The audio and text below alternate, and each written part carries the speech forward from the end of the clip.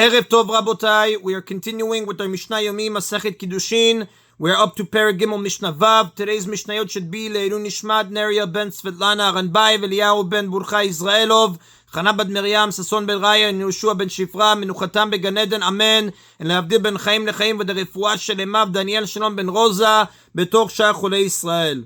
The Mishnah begins, Amer Laisha, someone says to a woman, Hared Mikudesheli al menat shadaber alaych Lashilton, you are betrothed to me with this prutan condition that I speak to the governor on your behalf, meaning he will ask the governor to do her a favor.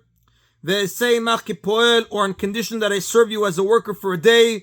Diber alea lashilton ve'esei mach kipoel. If he spoke to the governor on her behalf or served her as a worker, mikudesh, she is betrothed. She cannot claim that she is not satisfied with the particular favor the governor did for her or with the work the man did for her.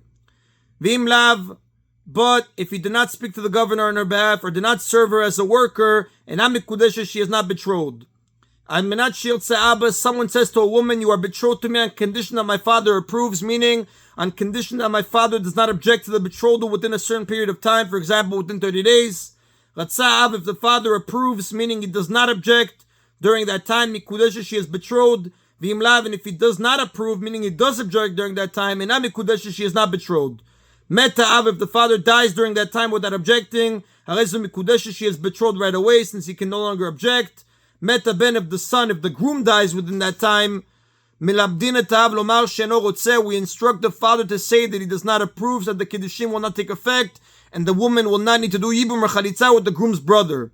In all the Mishnah's cases, when the condition is fulfilled, the betrothal takes effect retroactively from the time the Kiddushin was performed. So if the groom died before the father protested, the Kiddushin took effect when he was still alive.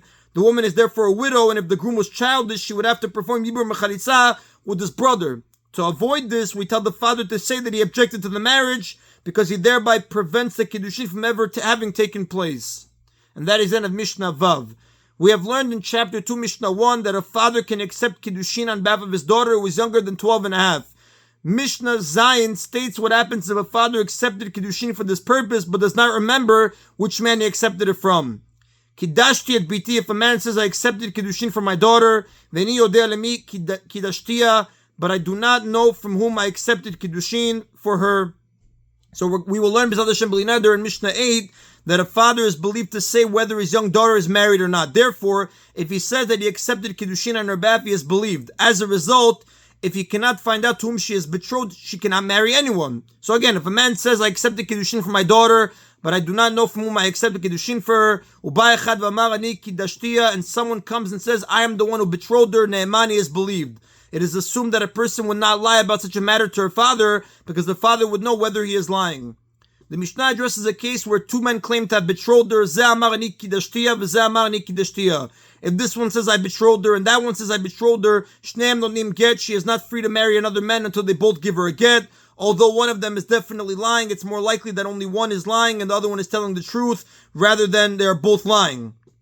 So therefore, it is assumed she is married to one of them and not to a third man. Therefore, as long as both of them give her a get, she is free to remarry.